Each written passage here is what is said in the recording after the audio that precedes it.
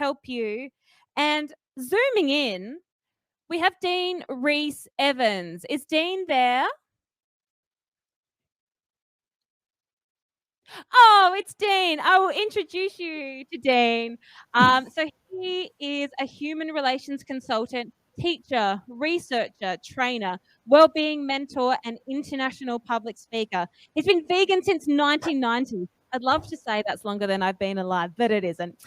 He's passionate about mentoring fellow vegans. He has a Master's of Science. Now, before we kick off with Dean, if you're looking for something to do with the kids, in the kids zone that away, we've got the Lolly Jar Circus. But if you're here for Dean, and I sure hope you are, he's about to kick it off. Dean, are you with us? I am. Welcome. Thank you so much. Please welcome Dean Rees-Evans. Thank you very much.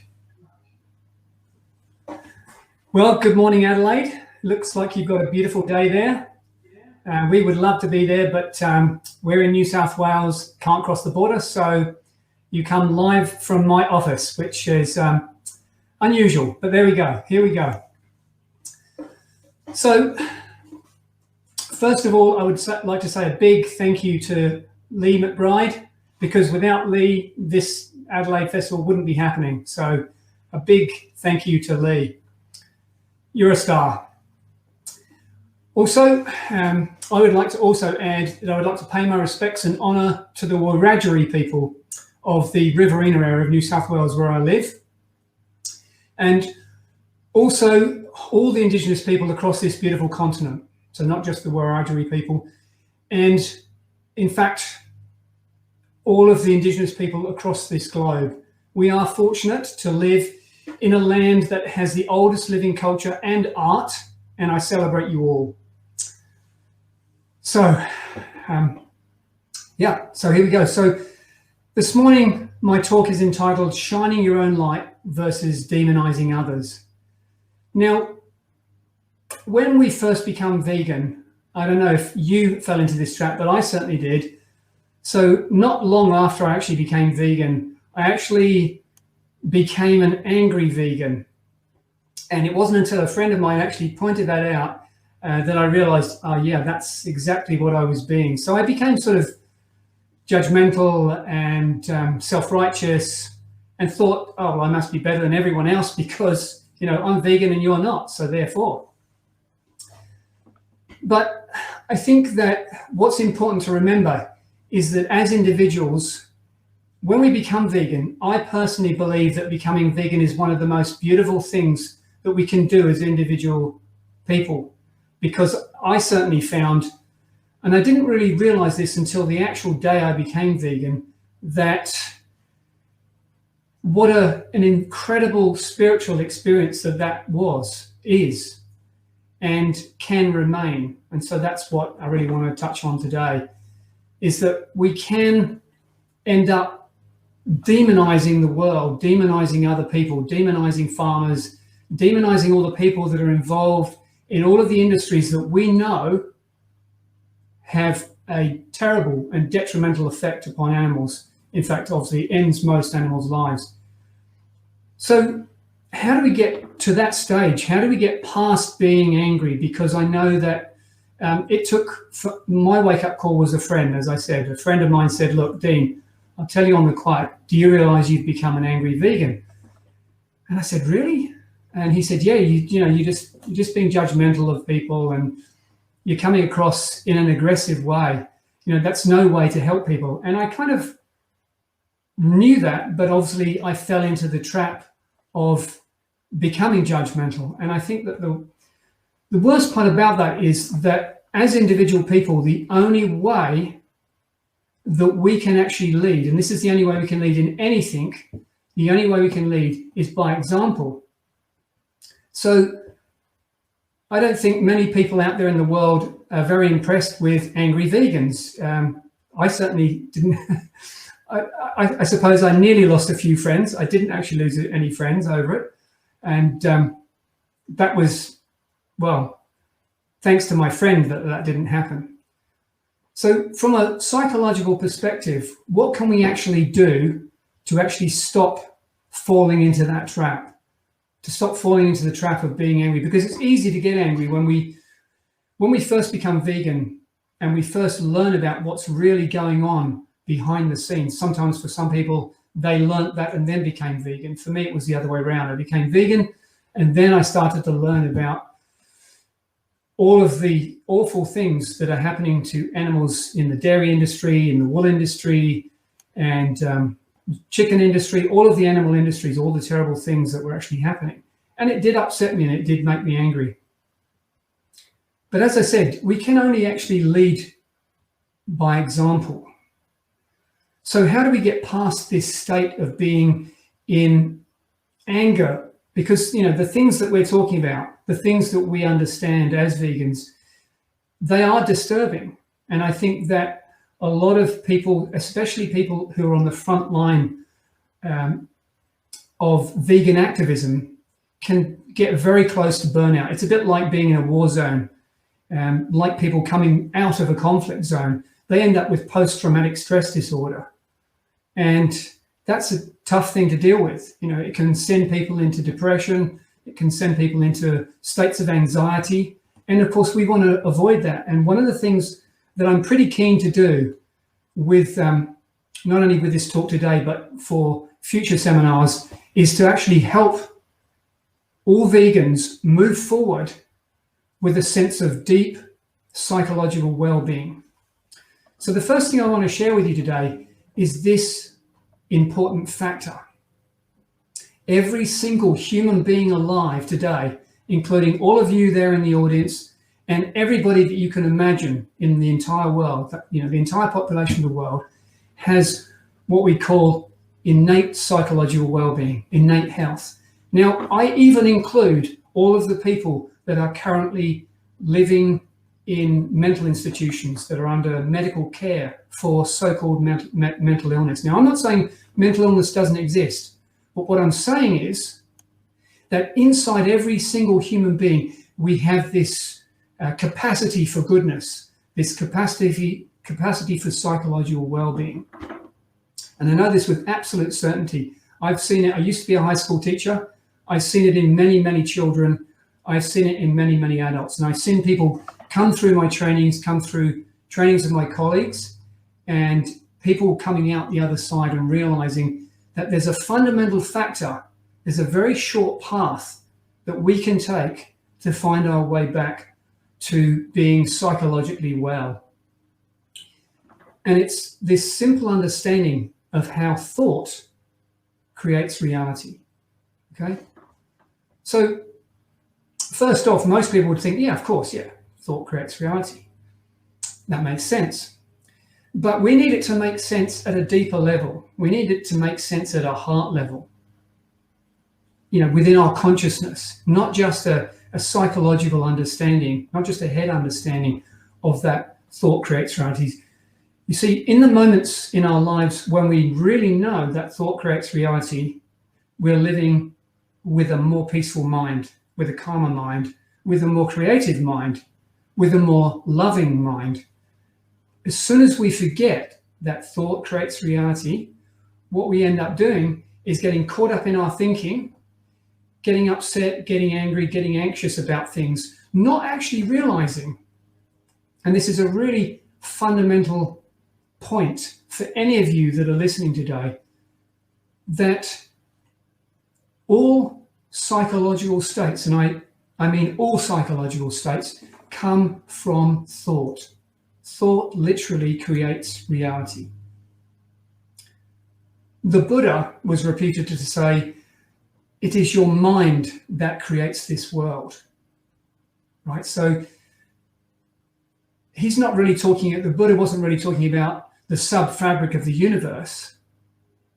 He's talking about that the lives that we lead, the lives that we're living and that we're experiencing are being created moment to moment. All right, so when we're using a lot of our own thinking, when we're stuck in our personal thinking, we're often thinking about things that have happened in our past, or we may be concerned about where we're going in the future. There's life in the modern world is very fast-paced, and there's a lot to think about. And I think even as far back as 1996, when I had only been vegan for 6 years, and the internet was really in its infancy, even then we were at the stage of total information overload. And now here we are in almost 2022, and it's beyond anything we have ever previously imagined. There's information coming at us all the time. So where do we find that peace of mind? How do we get a quiet mind to find our way back to what I'm calling our natural state? So our natural state is one where we are born with a peaceful mind. There are a number of reasons why babies cry. So if any of you out there have got children here today, you'll have been through this experience. You know that babies will cry because they're ill, because they're hungry, because they're tired, or because they've wet their nappy and they need it changing. So otherwise, babies don't just cry for no reason. Babies they only get upset when there's something they need, and because they can't communicate with us in the way that we can communicate with each other, they actually get so they have to use some medium in order to communicate with us. There's something wrong, there's some need I need met, and that's where we help them. But each baby, and if you've seen a baby lying in a cot or in a pram, most babies are just looking at the world, taking it in, and living in a state of quiet, peaceful joy. Babies are laughing, my son. When they become toddlers and little children, what do we find? What do they spend most of their time doing? Well, what we would all be doing if we could, we're just playing. We just want to play. And kids, you've probably noticed this, kids can have a fallout over something, and within a couple of minutes, they're back playing again. It's all forgotten. If we could do that as adults, life would become much easier. Relationships would become much smoother, easier to get round and over and through arguments and problems that do arise in the context of us having relationships with each other, loving relationships, family relationships, and friendships. They would become much easier, and they can. I know that a lot of traditional psychology suggests that relationships are hard work. Well, what's fascinating about that is relationships are only hard work when we're stuck in our personal thinking. Relationships, when we're not stuck in our personal thinking, when we're in a good feeling state, when things are going smoothly for us, relationships are very easy and very easy to maintain. So when I'm working with couples, one of the things I always say is that look, if you've got something important you really need to discuss and you're feeling in a low mood, that's not the time to be discussing that problem. Wait till you have a better mood level come back, and a better mood level is another way of saying our level of consciousness. Because when our level of consciousness starts to sink, and again, it can be like being a baby. It can be we're feeling unwell, we're feeling tired, we're feeling hungry, and so our level of consciousness can drop until we've met those needs. And when our consciousness level drops and our mood level has gone down, we start seeing the world through a much narrower parameter. And that makes us more reactive and much, much harder to actually solve problems. Our problem solving goes out of the window when we're in a low state of consciousness. So again, how do we find our way back to a better state of consciousness? How do we find our way back to a quieter mind, to a calmer mind? Because I haven't met a single human being yet that doesn't want a quiet mind, that doesn't want, some of that plethora of thinking to just quieten down and go away and leave us alone. Like I said, a lot of the time as individuals, and we're all prey to this, we can get caught up in thinking about things that have happened in the past, maybe things that we regret, things we wish we'd done differently or had happened differently. And then we can get concerned about the future. Where am I going? What am I doing with my life? How can I be sure that things are going to work out? Well, of course, we can't be absolutely sure things are going to work out. The very definition of an adventure is things don't always go according to plan. So the way in which we as individual human beings can find our way back to a deeper state of peace, a deeper state of psychological well-being, a quiet mind, a peaceful mind, what I call a beautiful state of neutrality. Now, a lot of times I think that people feel that the word neutral is somewhere wishy-washy in the middle. It's neither good nor bad. It's just somewhere in the middle. But what I'm saying is that we as individual human beings can exist in a beautiful state of neutrality, which can carry us through and live a beautiful life. So how does this all unfold in the context of the fact that we can actually, how do we shine our own light rather than demonizing the people that we know are involved in the things that we find most abhorrent in our lives? How do we do that? And I think one of the most important things for us to remember is there isn't actually much you need to do. That you as individuals, we as individuals across the entire globe, as I said earlier, every single human being alive has a core, a healthy core of psychological well-being within them. And that, the best part about that is that every single one of us, that innate health is ever present, and it's always endeavoring to come to the surface of our consciousness. It's not something that we have to work at gaining. I've got to work really hard. I've got to read lots of books in order to get to this state of bliss. You were born in that state of bliss. We were all born in that state of bliss, right? So we're born in that state of bliss. We just need to return to it. And this is the thing I want to share with you, that if you want to move away from states of consciousness where you're not comfortable, you're not feeling good, because none of us feel good when we're angry. And there's another quote I'd like to share with you, which is also reputed to have come from the Buddha, which is, hating someone else is like drinking poison and thinking the other person is going to die. Now, I'll say that again because it's definitely worth repeating.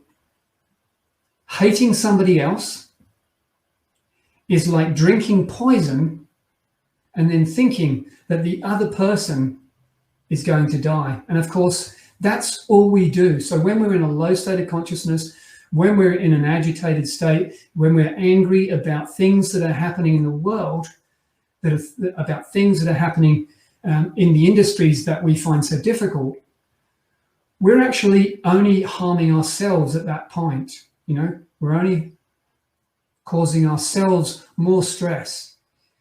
And when we're in a stressed state, when we're in an angry state, like I said, we start to put blinkers on and our level of consciousness goes down, and it makes it much more difficult for us to come up with a creative solution. So way back in, I want to tell you a little story. Way back in, I think it was, 2011, I was giving a talk at the London Vegan Festival, and it was a really lovely audience, and we went to questions at the end. And one woman said, look, I get what you're saying. I have an understanding of what you mean about thought creating reality. And she said, but I don't know if you realize, but there are millions of animals around the world that are suffering and dying. And I said, well, yeah, fairly good idea that's happening. I do know that's happening. And she said, well, how does thought actually help that? And I said, well, let's just backtrack a little bit here. Let's look at it from a different perspective. It's not how thought can affect that. It's more like, if we have a quiet mind, if we're living in that beautiful state of neutrality that I spoke about, if we're living with a quieter mind, a more peaceful mind, which is another way of saying a more creative mind, we as individuals just might be the very person that the animals have been waiting for. The very person that comes up with the creative solution to transform these industries into something that we know is ethical, that we know is beautiful, that we know comes from kindness. But it's, from an individual perspective, it's not going to happen by being angry. It's not going to change. I'm not saying no change has ever come from anger, but I think that, as far as I understand, the person that has had the largest effect on most people in terms of peaceful, non-violent action was Mahatma Gandhi. And he led literally millions of people to protest peacefully, and they won back their freedom of their country from the British Empire. And I think that's, whatever we think about Gandhi as a person, I've read quite a bit about him, whatever our personal opinions are, has to go by the wayside based on the simple fact that, that fact is still the same, that he had the hugest effect on the most people, this enormous millions of people protesting in a peaceful, non-violent way. But as I said, we're talking about us now, us. Let's bring it back to us as individuals and how we can actually make a change in the world. Well, we have to. Everyone knows this. And again, it's very much in popular psychology. We know that change begins at home. Change begins with us. That's the only place it can begin. We cannot expect the world to change if we're not prepared to change ourselves. And okay, so I'm assuming that everybody listening today is either vegan, thinking about vegan, or becoming vegan, or they're certainly interested in looking in this direction, which is a wonderful thing, and I encourage that in everyone. So I'm going to base that there's an assumption that a lot of you are vegan that are listening to this. And so it's important for us to remember that from an ethical perspective, and let's face it, really, being vegan is living an ethical life. You remember how I said at the beginning, for me personally, and I'm sure I'm not alone in this, for me personally, the literal day that I became vegan was this transformative experience.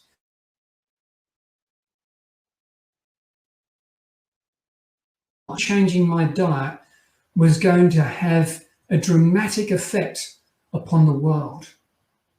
Now that sounds like a bombastic statement, but I truly believe that to be true. That the act of becoming vegan has this, what we call a ripple effect. You take a stone and you fling it into a pond and you watch the ripples come out. It has a ripple effect. Whether we can see that ripple effect or not is irrespective. It doesn't matter. It is, it will, and it continues down through time to have that ripple effect. And I think that, let's come back to us again and remember that as individuals, yes, there's a lot we can do, but each individual we all have our own psychological and our own physical capacity. We can only do so much. And I know some people very close to me, they have limited physical ability, yet they are doing phenomenal work for the animals, phenomenal work that will ripple on for years, long after we're all gone. So never underestimate not only the effect that you are already having as an individual, whether you're an activist or whether you're a vegan for the animals or whether you're a vegan for whatever reason, for food. Yeah, I mean, most vegans are foodies. I certainly am. Who doesn't love fantastic vegan food? As soon as I became vegetarian, I enjoyed every single meal that I ever had. And then once I became vegan, I have enjoyed pretty much all the food I've consumed since then. Who isn't a foodie? But let's bring it back again. I want to come back to us as individuals, remembering that each one of us has this core, this healthy core of psychological well-being within us. And if any of you are listening today and you're also coming to my workshop tomorrow, we'll go into this in a bit more depth, okay? Yeah, we'll dive a little bit deeper tomorrow with what we can. But as individuals, not only are we having this beautiful ripple effect that's having having its own effect upon the world. Everywhere we go, we are having that effect. Now, I'll tell you a story in the opposite direction. Many years ago, I was the president of an animal rights group in a small town. And I have to tell you, I had to give that work up because almost every single member, and this is why I wanted to give this talk today, almost every single member of that group were depressed in some way or in a very low state of consciousness, very unhappy, struggling, suffering because of what they knew about what's happening in the animal world. And if I'd known what I know today, then I feel like we could have had a fantastic group. I probably could have helped those people, as I want to help all of you, to become the strongest, most positive and vibrant example of being a vegan, of being an ethical, positive, healthy human being that can bring about positive change. As I said, never underestimate the effect you're already having. And if you want to do more and you have the physical capacity to do more, then you go right ahead and do more, because the world needs ethical leaders now. We haven't got time to wait. We need you now. If you want to step forward, the world is waiting for you. So how do we get there? How do we find this? Well, I want to tell you a story, because a lot of times people think that, I'm probably going to have to do a lot of work to get to this stage where I feel like I'm living in a state of peaceful, having a peaceful mind. And it's going to be a lot of work involved. It's going to take me years to reach that stage. Well, I would like to argue that's not necessarily true. I would like to argue that because we have this healthy core inside us, and as I said earlier, you'll remember that it's always trying to come to the surface. It's like a ball being held down in water. You let go of that ball, boom, it pops right out of the pool or the ocean. Okay, that's our consciousness. That's our innate health. It's trying to come to the surface the whole time. As soon as we get out of its way, guess what happens? Hey, presto, it comes to the surface. It enlivens us. It helps us become more creative. It helps us live a better life. It helps us have more beautiful relationships, whether it be with our partners, our family, our friends that are family that are friends, all of the same and above, everything. All of those people, all of those relationships improve when we as individuals find our way back to that beautiful state of neutrality, which, as I said at the beginning, comes from thought. That thought actually creates the reality we're experiencing. So let me tell you a little story, because in children, and again, if you've had children, or you've got children, or you've just seen children, you haven't had any children yourself, if you see children, you know that children live in a state of joy, right? Nearly all of the time. They want to play, then they stop to eat, and then they go back to play, and then when they're exhausted, they go to bed and they sleep. But that's all they want to do. And really, I think that we're just kids in older bodies. And I think that when we have the opportunity to play, then, that's when we feel at our best and when we're enjoying ourselves. So that's the thing I want to suggest to you all today. The easiest thing that every single one of us can do from this moment on. So if you're struggling and you're feeling a low mindset, a low state of consciousness, a low mood level, you're just not feeling good, you're out of sorts. If it's none of the physical stuff, you just need to eat, you just need to sleep. If it's none of those things, you're just not feeling good and you're bogged down by your own thinking. What I suggest you do, all of you, is go find something you really love to do. I don't care what it is. It doesn't really matter as long as it's ethical and you're not hurting people, whatever that is, find your joy. And if you've ever seen kids at play, like I said, you know that kids are just in that state of joy and they're not focusing on anything. You can leave a kid playing with sticks and mud and stones and they'll be happy for hours. Okay, joyous days. So adults are the same. If you see an adult doing a hobby, fixing things, building things, whatever it is, you'll find but that person goes into a quiet state of mind, because naturally speaking, we can really only focus on one thing at a time. So whatever we're doing, and if we're deeply enjoying that process and we're focused on it, that's all we're going to experience. So if you're agitated, upset, angry, break the cycle and do it as many times as you need to. Break the cycle and go and do something you like doing. And if you say, well, I don't know what I like doing, I'm that caught up in my head, then just go for a walk. Go into nature, look at the trees, go for a walk around a dam, or sit in nature, breathe some fresh air, allow the mind to naturally settle. So back to this little story. I want to give you an example from my first book, which is mainly written for teens. It's called Turning the World Inside Out. Sorry, The Great Remembering, Turning the World Inside Out. And I say it's mainly written for teens. It's a book for wellbeing for teens, but I'm finding I'm getting a lot of really good feedback from adults that are reading it and saying, hey, this is actually, I found this really useful for myself too. I said, great. Aren't we just kids in big bodies?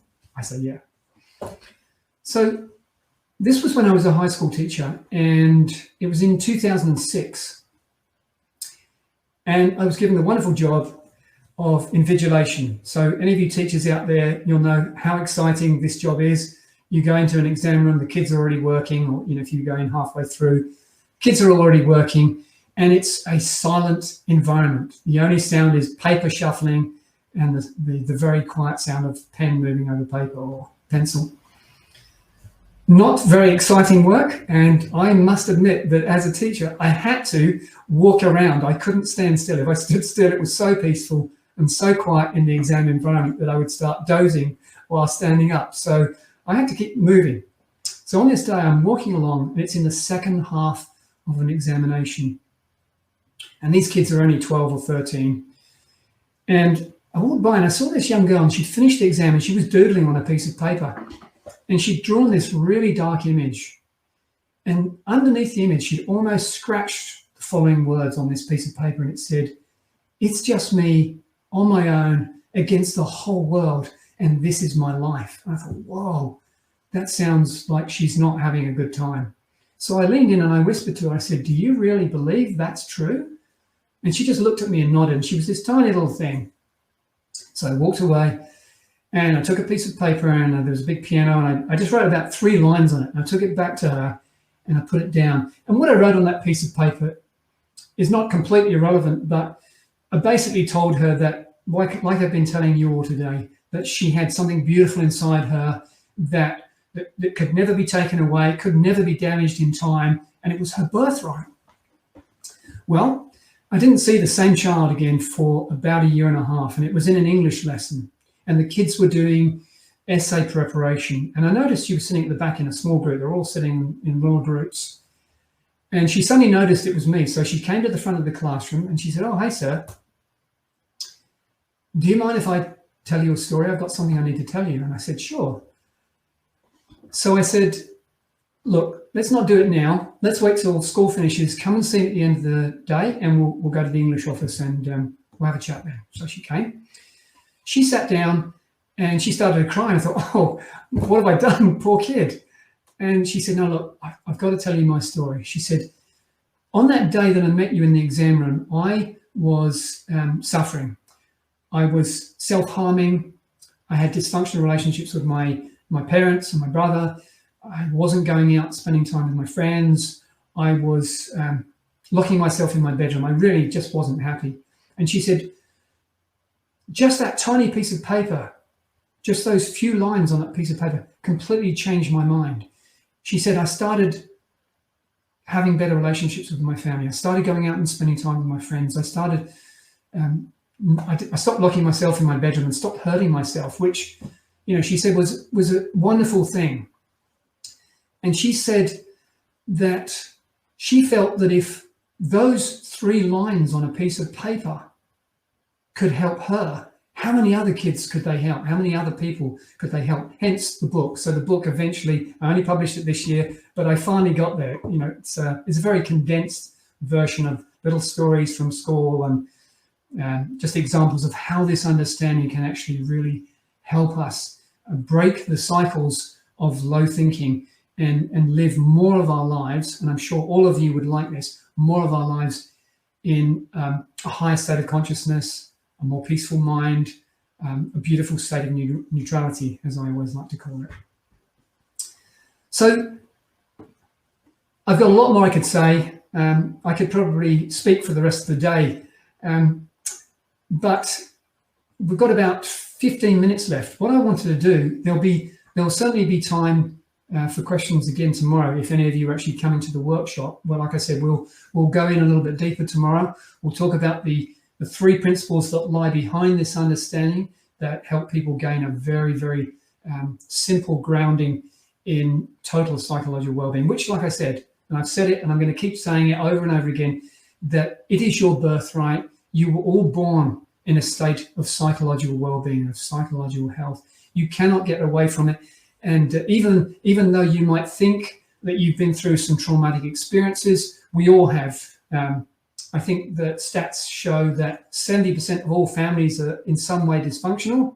So, and I can put my hand up from coming from one of those families, apparently from Buddhist tradition. I chose that family, so I have to live with that. But yeah, we cannot escape the simple fact that whatever we have been through, and I think this is one of the things that I really want to emphasize before we finish today, is that whatever we have been through, whatever our current circumstances are, if our current circumstances are dangerous, then we need to take steps to move away from that danger and get ourselves into a place of safety, whether that be bullying, workplace bullying, family bullying. You need to seek help if you're in those circumstances. But if you're not, and it's just your own state of mind, then just remember that whatever you've been through in the past, it's irrespective. It doesn't matter whether you've been through terrible trauma, underneath that trauma, because remember that the only way we can actually recall that trauma is because we can recall it through our minds. It's stored in our memory. And you have to remember that memory is also creative. I'm not saying that we didn't experience those traumas. I've certainly been through plenty of trauma in my lifetime.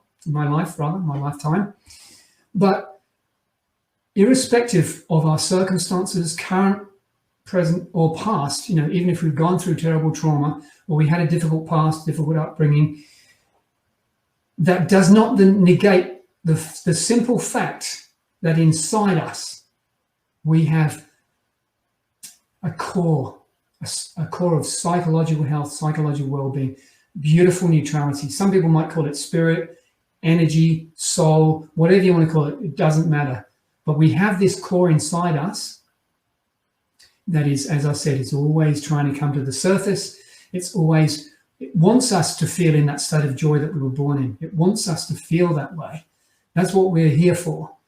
So, like I said, I think that if it's possible, maybe we can go to questions now, if there are any questions. If you are, like me, if you're remotely joining the Adelaide Festival, you can actually, I believe you can type the questions and I can see them right here on my right-hand side of my screen. And I think there's a roaming microphone for the audience. Is that correct? Yes, Dean, can you hear me? I can. Wonderful. Does anybody have any questions for Dean? We have a dog, but I just can't understand what they're saying. So do we have any human questions for Dean? Do you have a question? We have a question, but they've gone shy. I will come down into the audience. Bear with me. Oh, yes. Hello. Oh, great. If you want to ask that you can use the mic to Dean. Hi. What subjects were you teaching at high school? I was teaching, my 2 primary subjects were English and drama. But I did do a lot of, once I retrained in 2004, I retrained with an American psychologist. And from then onwards, I did a lot of what you call substitute teaching. So I would go from school to school, class to class, which I loved because it meant I was meeting many more teachers and many, many more children. Okay, thanks. Thank you. Do we have any more questions for Dean? He will be back tomorrow, 12:45 in the workshop, which might be a bit more conducive to asking questions. But do we have anyone here today? Any more questions for Dean? Beautiful. Thank you so much, Dean. My pleasure. All right. Thank you. Can we get a round of applause for Dean Rees-Evans? Thank you for your time, Dean. My pleasure. Enjoy the rest of the day. We'll see you tomorrow. We'll see you then. We'll be back on stage in about 5 minutes with the House of Ends. So if you want to take a toilet break, get something to drink, I'll see you back here in about 5 minutes.